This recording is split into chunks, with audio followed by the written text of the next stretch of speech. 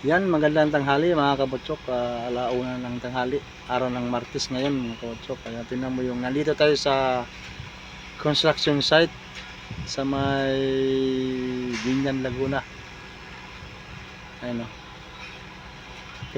Grabing sobrang init talaga. Pero mga construction worker, nagtsatsaga lang talaga yan sila. Kahit bilad sa init, okay lang. Dahil sa pamilya, dahil sa mahal nila sa buhay. Ayan.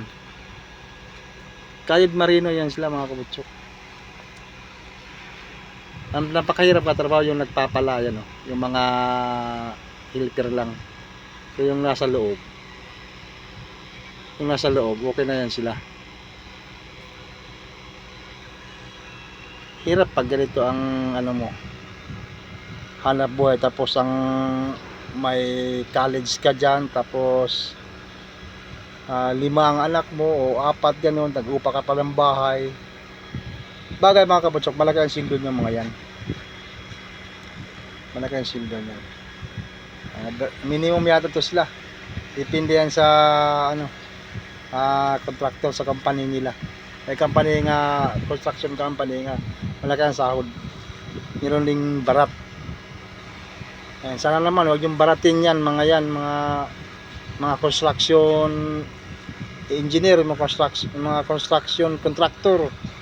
Huwag niyo mong baratin tong mga ito kasi tinan mo napakainit sa panahon.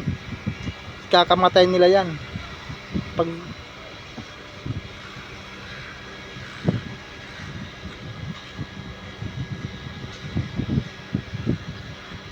yan ito hapon, oh. Yan hapon yan, hapon. Hapon pala contractor dito, ayun oh. Engineer to hapon. Singgit ang mata eh. Ayun oh.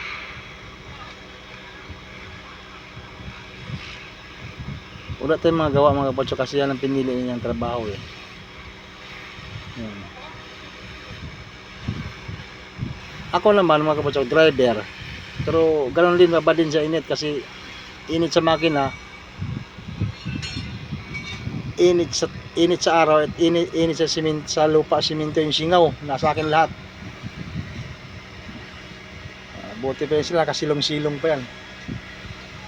Ako nakasilong-silong nga, pero ang inupuan ko init makina eh. Kaya halos pareho na kami ng trabaho niya mga yan. Malaki pang yata ang sildo sa akin yung mga yan. Sa sahod ko. Pero oh.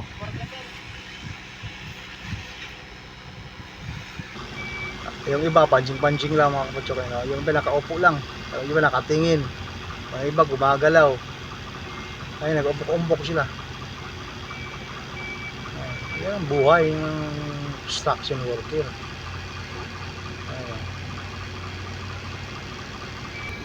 Tapos yung isa naman dito nakatago lang to, ayun oh, nasa scaffolding.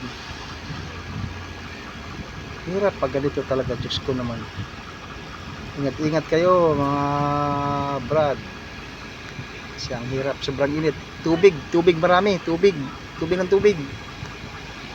Yan.